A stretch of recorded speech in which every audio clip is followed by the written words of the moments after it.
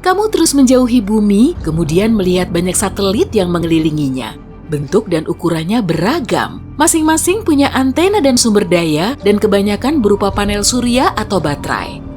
Kamu sampai di bulan. Objek langit berbentuk bulat ini berhawa kering dan dingin. Di permukaannya juga terdapat banyak kawah dan batuan. Ada juga area gelapnya. Inilah rongga raksasa bekas tabrakan asteroid atau komet yang dibanjiri oleh lava basalt. Sedangkan area yang lebih terang berupa dataran tinggi.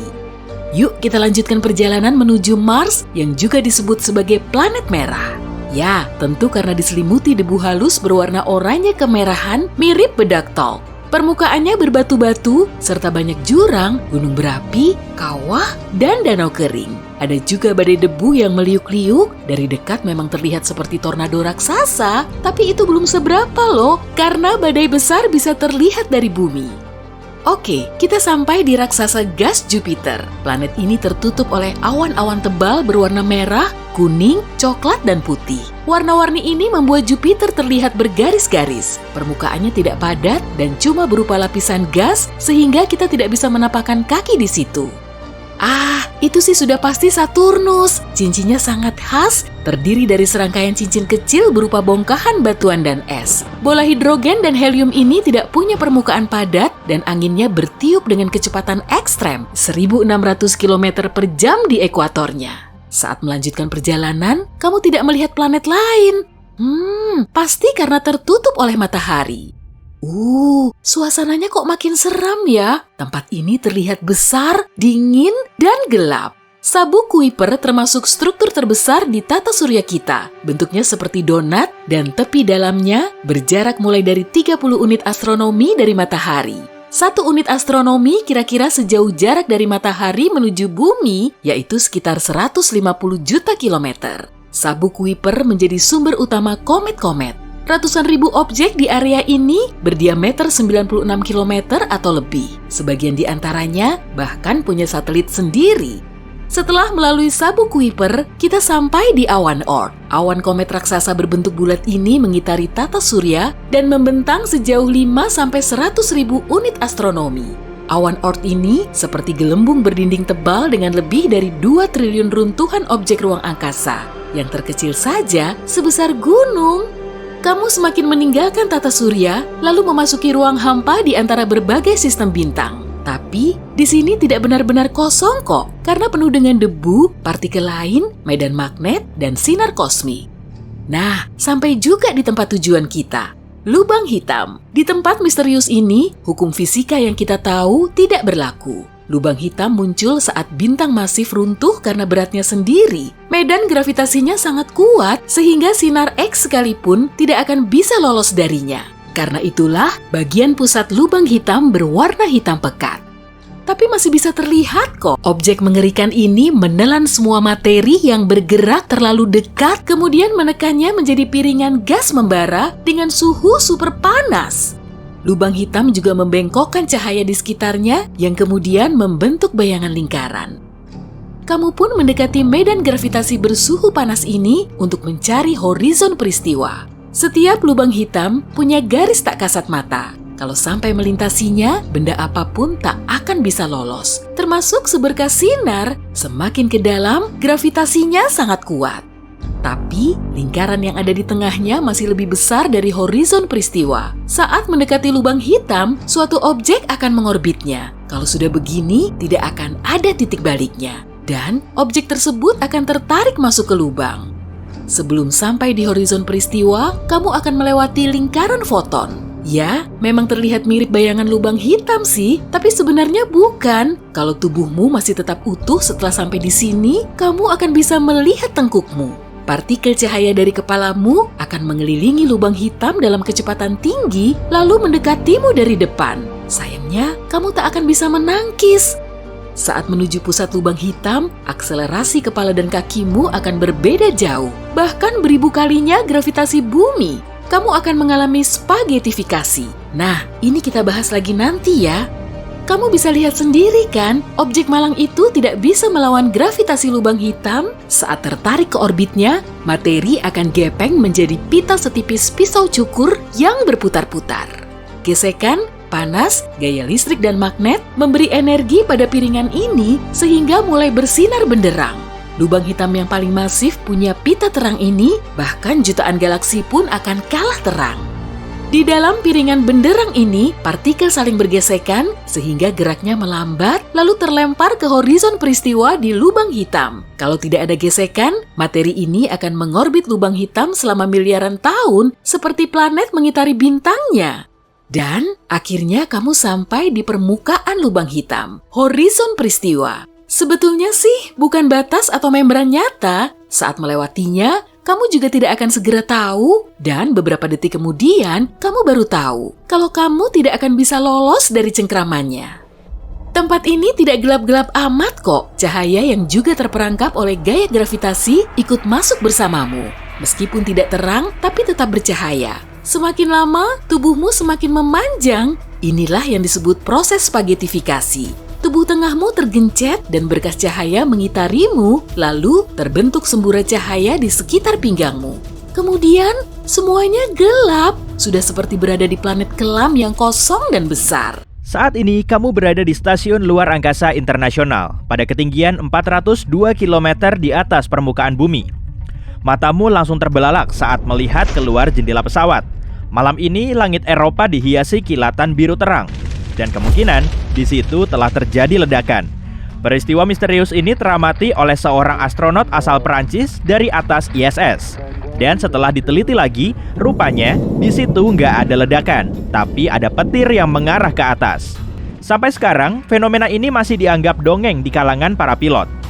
Kisah lain soal kilat yang menyambar ke atas atau kilatan cahaya merah dan biru di ketinggian juga tersebar di kalangan para saintis. Tapi, bukti keberadaannya masih simpang siur. Yang jelas, fenomena ini memang ada dan sering dinamakan sebagai sprite, elves, troll, dan ghost. Lalu gimana sih proses terbentuknya petir biasa? Singkatnya gini. Udara lembab di dalam awan saling bergesekan, lalu menghasilkan listrik statis. Mekanismenya mirip kayak sweater berbahan wool yang terus kamu gosok. Lalu woolnya menghasilkan muatan listrik statis. Dan saat kamu megang handle pintu logam dengan tangan yang sama, jemarimu akan ngeluarin arus listrik menuju pintu. Nah, inilah yang dinamakan sebagai kilat mini. Gumpalan awan petir mengakumulasi muatan negatif kuat, hingga terbentuk sambaran pertama di dalam awan. Wujudnya berupa semburat terang yang terionisasi panas, atau sederhananya, petir.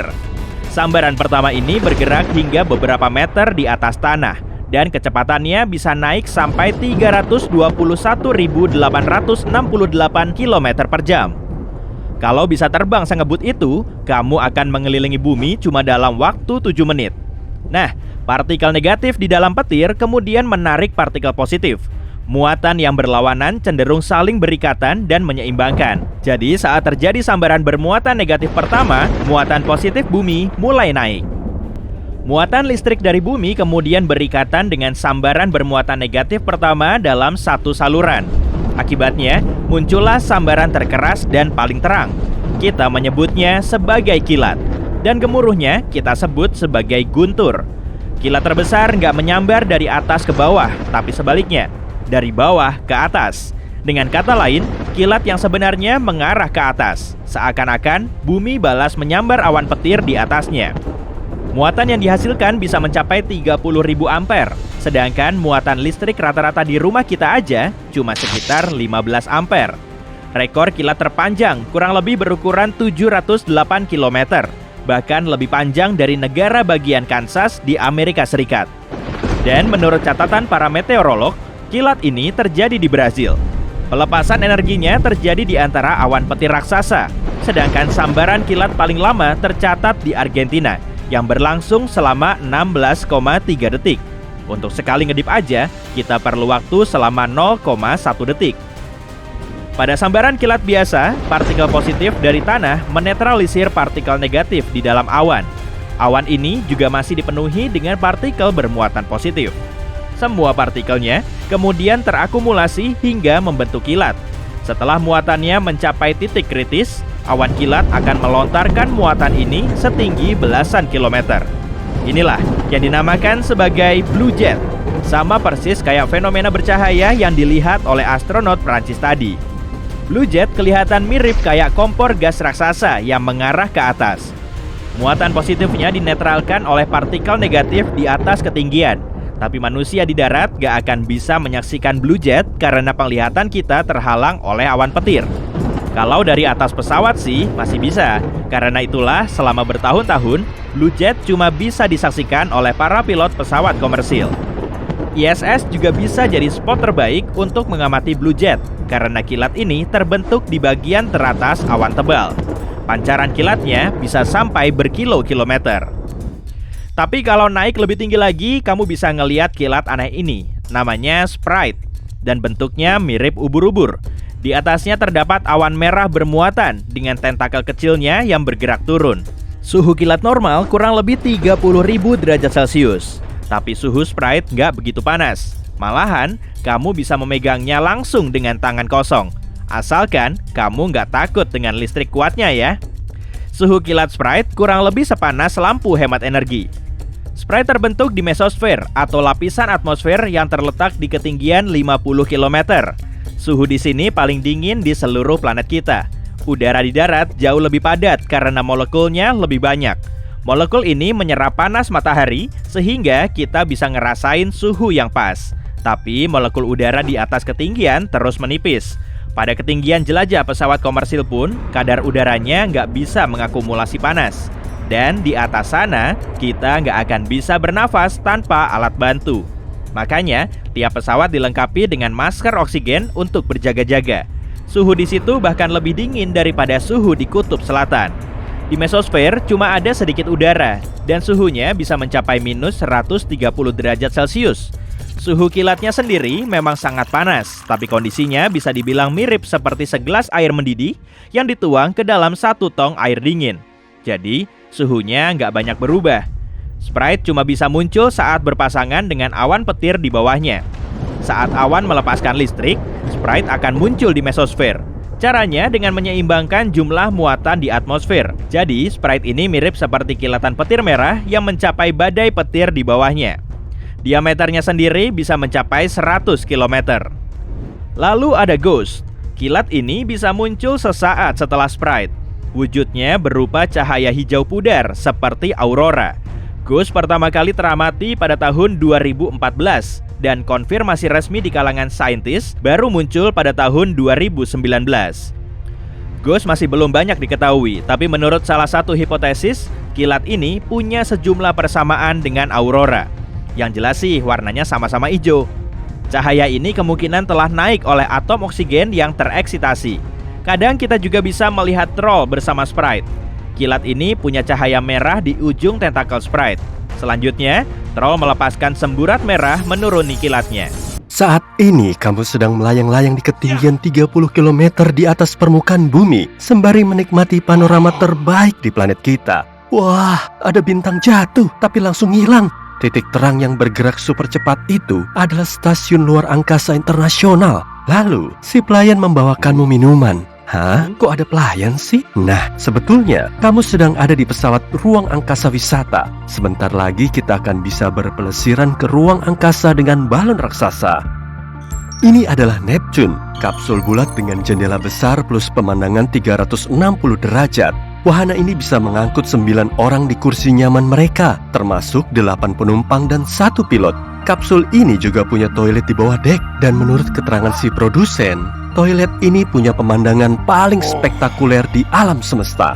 Ada juga kompartemen bagasi untuk naruh sejumlah alat dan perlengkapan ilmiah di atap kapsul. Nggak lupa juga ada koneksi wifi agar kamu bisa streaming langsung. Oh iya, satu lagi, ada bar minumannya juga. Perusahaan perintis Neptune, Space Perspective, berencana mematok harga tiket penumpang balon ini mulai dari 2 miliar rupiah. Tapi gimana dengan mesin roketnya? Memangnya nggak pakai mesin roket ya? Nah, wahana ini akan bisa diterbangkan dengan balon raksasa seukuran lapangan sepak bola. Kita pindah ke landasan peluncuran aja yuk. Setelah penumpang memasuki kapsul, para teknisi mengisi balon dengan hidrogen karena gas ini lebih ringan dari udara. Balon pun mulai lepas landas, dan setelah daya angkatnya mencukupi, kapsul berpenumpang ini akan meluncur dari landasan peluncuran dan memulai perjalanannya. Kapsul dan balon mengangkasa dengan kecepatan 19 km per jam atau 2 kali lebih lambat dari kecepatan kita saat berlari dan 2000 kali lebih lambat dari kecepatan roket konvensional. Di dalam kapsul, kamu nggak akan mengalami kelebihan beban atau ngerasain getaran dan suara berisik seperti di roket konvensional. Saat ini, kamu sudah sampai di ketinggian 13.716 meter atau hampir setengah jalan. Pesawat komersil juga mengudara di ketinggian ini. Dan di titik ini, fenomena cuaca sudah nggak ada lagi. Jadi, nggak akan ada gumpalan awan, aliran angin maupun turbulensi. Bahkan, nggak ada oksigen. Di sini, kamu perlu bantuan tangki oksigen untuk bernafas. Tapi kapsul Neptune kedap udara, jadi kamu semakin naik. Di sini, kamu juga mengamati balonnya terus membesar beberapa kali lipat. Karena telah diisi hidrogen di ketinggian 0. Hidrogen menekan balon dari dalam, tapi udara di atmosfer menekan balon dari luar. Semakin tinggi wahanamu, semakin sedikit kadar udaranya. Hidrogen terus menekan balon dari dalam, tapi tekanan di luar sudah nggak ada lagi. Sehingga ukuran balon semakin besar. Makanya kita perlu bahan balon yang super padat dan bisa meregang. Manusia selalu meluncurkan balon seperti ini dengan prop cuaca. Saat balon semakin naik, ukurannya juga terus membesar. Jauh di atas sana, bahan balon gak akan bisa menahan tekanan, lalu meletus. Kemudian prop cuaca jatuh ke bumi. Tentu kita nggak menginginkan kapsul berisi penumpang seperti Neptune mengalami nasib yang sama. Jadi wahana ini nggak akan naik terlalu tinggi. Tapi dalam kondisi darurat, Neptune punya parasut yang bisa dipakai untuk pendaratan aman. Parasutnya ini sudah mengembang dan menempel pada tali yang terhubung ke balon. Kalau terjadi hal-hal yang nggak terduga, parasut akan terbuka dan kapsul mulai turun secara perlahan. Semua prosedur ini berlangsung selama 2 jam sampai kamu mencapai ketinggian 30.000 meter. Sepanjang sejarah manusia, cuma sekitar 20 orang yang telah terbang menuju stratosfer dengan balon. Kapsulnya telah menggantung di udara tuh. Kamu dan penumpang lain punya waktu selama 2 jam untuk mengagumi keindahan bumi, berselfie ria, dan nyantui di ruang angkasa. Kamu juga bisa melihat garis biru di atas permukaan bumi. Nah, itu yang kita kenal sebagai atmosfer.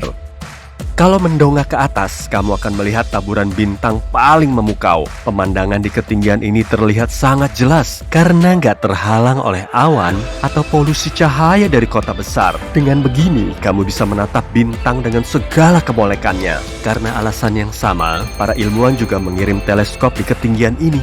Waktu 2 jammu telah berlalu dan kamu harus turun. Prosedur ini juga berjalan lambat dan mulus. Balon segera diturunkan dan tekanan atmosfer mulai menekannya lagi hingga menyusut. Kapsul yang bagian bawahnya dilengkapi splashdown cone ini akan mendarat di air. Perangkat ini bisa meredam benturan dengan air supaya proses pendaratannya berjalan dengan mulus dan lancar. 2 jam lagi telah berlalu dan Neptune mulai menyentuh air. Sebuah kapal mendekati kapsul ini untuk mindahin penumpang kemudian mengangkut mereka ke pantai. Kapal ini juga mengangkut kapsul untuk diluncurkan kembali ke stratosfer. Tapi balonnya nggak bisa dipakai lagi untuk perjalanan baru. Begitu penumpang mendarat di bumi, perjalanan mereka telah usai. Orang pertama yang terbang ke stratosfer dengan balon adalah Auguste Piccard asal Swiss. Dia merancang gondola bulat kedap udara yang bisa membawa 2 orang. Gondola ini menempel pada balon seukuran lapangan basket. Dan seperti Neptune, balon buatannya diisi dengan hidrogen. Pada bulan Mei 1931, Auguste Piccard dan Paul Kipfer memulai penerbangan mereka. Sesampainya di ketinggian, mereka mengalami sejumlah masalah. Kapsul mereka ternyata nggak cukup kedap udara, sehingga udaranya bisa keluar. Tapi untungnya, mereka bisa mengatasi masalah ini. Dan saat balon mereka terus meninggi, suhu di luar juga makin dingin. Tapi suhu di dalam gondola mencapai 38 derajat Celcius karena kru nggak bisa mengontrol katup pelepasan udara. Akibatnya, suhu di situ bisa sengebul gurun pasir. Gondola Auguste mencapai ketinggian 15.781 meter, cuma sekitar 5.000 meter di atas ketinggian jelajah pesawat komersil. 17,5 jam setelah diluncurkan, balon Auguste mendarat lagi di atas tanah. Selama penerbangan ini, ilmuwan mengumpulkan banyak data tentang cahaya kosmik dan angin di lapisan atmosfer. Auguste juga menjadi orang pertama yang mengirimkan sinyal radio menuju bumi dari ketinggian ini. Kemudian, Auguste Piccard mengadopsi ide gondola kedap udara untuk menyelam jauh di kedalaman laut. Dia membuat Bathyscaphe yang bisa menyelam menuju Palung Mariana atau titik terdalam di planet kita. Meski jauh lebih canggih, Neptune masih belum bisa dipakai untuk terbang keluar angkasa. Bumi punya 3 lapisan utama, 2 bagian dari inti, yakni inti dalam yang panas dan padat, serta inti luar yang cair. Lalu ada mantel bumi, kemudian kerak tipis di atas, yakni permukaan yang mendukung kehidupan seperti yang kita tahu. Setidaknya itu yang kita ketahui, tapi sekarang ilmuwan telah menemukan lapisan misterius baru yang terdapat jauh di dalam inti dalam yang padat. Inti dalam bumi kurang lebih 2/3 ukuran bulan dan tersusun atas nikel dan besi padat. Inti dalam ini panas menyala. Suhu di pusat planet kita sama dengan suhu permukaan matahari. Suhu inti luar bisa mencapai 5.500 derajat Celcius. Sulit untuk mengeksplorasi pusat bumi karena kita tidak bisa masuk ke sana dan rasanya seperti melihat logam dan batuan cair seluas 5.200 km melalui jendela yang sangat kotor. Tapi kita bisa mengandalkan eksperimen laboratorium tentang batuan mampat dan panas, sinyal-sinyal dari gelombang seismik dan model-model komputer. Saat terjadi gempa bumi, gempa itu mengirimkan gelombang kejut. Gelombang ini merambat menembus lapisan-lapisan bumi dengan kecepatan berbeda-beda, tergantung arah rambatan dan materi yang dilaluinya. Dalam penelitian baru, satu tim ilmuwan mengatur kumpulan data 100.000 gempa dalam. Sebagian di antaranya memiliki kedalaman lebih dari 100 km di bawah permukaan bumi. Saat gempa terjadi di satu sisi planet kita, ilmuwan melacak gelombangnya sampai ke sisi berlawanan. Gelombang berubah ketika sampai di sisi lain, maka ilmuwan mencoba memahami materi yang telah dilalui gelombang ini. Mereka menemukan sebuah lapisan baru di dalam inti planet kita berkat gempa bumi. Biasanya, gelombang kejut merambat di sepanjang khatulistiwa, tapi di bawah permukaan, gelombang itu menyimpang dan merambat ke berbagai arah, sekitar 60 derajat ke samping. Saat melewati inti dalam dari utara ke selatan, gelombang ini bergerak lebih cepat dibanding saat melewati inti yang sejajar dengan khatulistiwa. Penting untuk memahami inti bumi, sebab intilah yang membentuk medan magnet kita, yang pada akhirnya melindungi planet kita dari hal-hal seperti angin matahari. Ini adalah partikel-partikel bermuatan yang berasal dari matahari. Pada tahun 1960-an, kita menemukan bahwa bumi berdenyut setiap 26 detik. Ini seperti mesin jam dan denyut jantung raksasa. Tanah sedikit berguncang, tapi seringnya kita tidak merasakannya. Peneliti masih bisa melacaknya. Sebagian peneliti berpikir bahwa lempeng benua adalah pemecah gelombang di bawah laut. Misal, bagian tertinggi dari benua Amerika Utara runtuh ke dalam dataran abisal. Satu teori menyatakan gelombang menghantam tempat ini menghasilkan denyutan teratur. Seperti kalau kamu punya satu set drum, kamu pukul drum-drum itu dengan kedua tanganmu, dan kamu nggak sengaja mengenai satu titik yang menghasilkan pukulan harmoni yang pas untuk membuat seluruh planet berguncang. Kalau teori ini benar, kita beruntung karena tak ada lagi titik seperti ini yang bisa mengguncang bumi. Ilmuwan lain percaya bahwa denyutan itu terjadi karena ada gunung berapi di dekat titik kritis, Pulau Sao Tome di Teluk Boni. Kamu berjalan, berlari, dan meloncat, tapi saat berhenti, rasanya kamu seperti berdiri diam. Kenyataannya, kamu tetap bergerak, meskipun saat diam, sebab planet kita selalu bergerak. Tergantung di mana kamu berada, kamu bisa berputar melintasi alam semesta dengan kecepatan lebih dari 1.600 km per jam. Kalau kamu berada di khatulistiwa, pergerakanmu paling cepat. Katakan di ujung jarimu ada bola basket yang sedang berputar. Coba cek garis lintang di bolamu. Satu titik di garis itu punya jarak tempuh yang lebih jauh dalam satu putaran saja dibanding titik lain di dekat jarimu. Itu artinya titik di khatulistiwa bergerak lebih cepat. Bumi adalah planet yang selalu melakukan daur ulang. Tanah tempat kita berjalan didaur ulang. Siklus batuan planet kita mengubah satu jenis batuan menjadi jenis batuan lain. Itu adalah siklus yang berlangsung terus-menerus. Kedalaman planet kita penuh dengan magma. Ketika keluar ke permukaan, magma mengeras menjadi batuan. Proses tektonik seperti aktivitas vulkanik, gempa bumi, pembentukan gunung, dan semua proses lain yang membentuk permukaan planet kita membawa batuan itu ke permukaan bumi. Ketika ada di permukaan, batuan jadi punya bentuk karena erosi mengikis bagian-bagiannya. Partikel-partikel kecil itu lalu mengendap. Tekanan yang berasal dari atas memadatkan partikel-partikel itu menjadi batuan sedimen, seperti misalnya batu pasir. Batuan sedimen akhirnya juga bisa jadi makin dalam di bawah permukaan bumi. Karena tingginya panas dan besarnya tekanan, batuan ini seolah dimasak menjadi batuan metamorf. Batuan ini bisa naik lagi ke permukaan atau bahkan terkikis kembali. Terkadang, lempeng kerak bumi saling mendorong, dan dengan begini, batuan bisa berubah menjadi magma lagi. Sejauh ini, kita baru menjelajah 5% lautan. Lautan itu sendiri, juga kehidupan di bawah dasar laut, masih menjadi misteri. Sedimen yang menjadi dasar laut kita merupakan rumah bagi berbagai mikroorganisme yang hidup bahkan sejauh 2,5 km di bawah dasar laut. Ada mikrob yang tersembunyi jauh di dalam batuan vulkanik di bawah dasar laut. Di sebagian Samudra Pasifik yang tersembunyi di bawah sedimen sedalam 265 meter. Biosfer di bawah dasar laut berkembang sangat lambat dibanding kehidupan di permukaan. Pembelahan sel terjadi setiap 10 sampai 1000 tahun. Ada yang berbeda dengan poros bumi. Perubahan iklim dan gletser yang mencair sebagian besar di wilayah seperti Himalaya dan Alaska membuat poros bumi bergeser.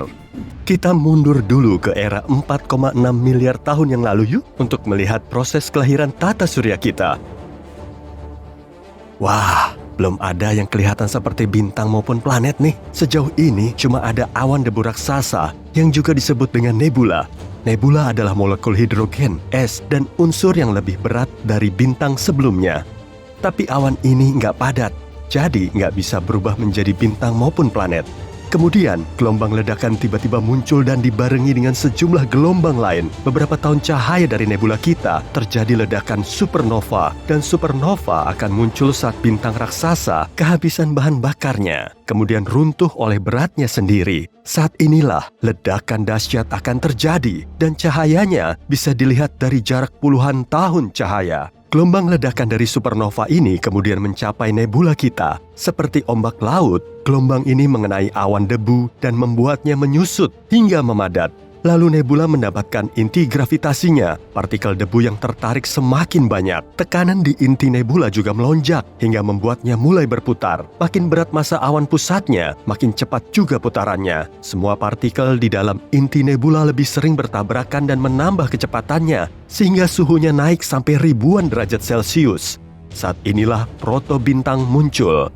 Calon matahari kita ini masih muda dan belum stabil. Saat suhu di inti nebula mencapai jutaan derajat Celcius, reaksi nuklir mulai terjadi. Inti dari unsur ringan seperti hidrogen dan helium saling bertabrakan dan menyatu menjadi elemen yang lebih berat. Kemudian muncul cahaya terang. 4,5 miliar tahun yang lalu, protobintang ini berkembang menjadi matahari yang stabil, tapi cahayanya masih 30% lebih redup dari sekarang. Ada juga awan debu raksasa yang tertinggal, atau sisa unsur yang nggak dipakai dalam pembentukan bintang kita. Selanjutnya, objek lain yang lebih besar muncul di awan ini. Debu dan unsur berat mulai terakumulasi, kemudian membentuk protoplanet. Pada tahap ini ada sekitar 100 protoplanet yang ukurannya sebesar bulan hingga Mars. Saat itu kondisinya masih kacau balau. Protoplanet nggak punya orbit yang jelas dan mulai saling bertabrakan. Beberapa di antaranya menabrak tumpukan puing-puing dan menciptakan ledakan besar. Sebagian lainnya cuma bersinggungan sehingga jalurnya berubah. Dalam game biliar kosmik ini, pemenangnya tentu saja protoplanet yang paling besar.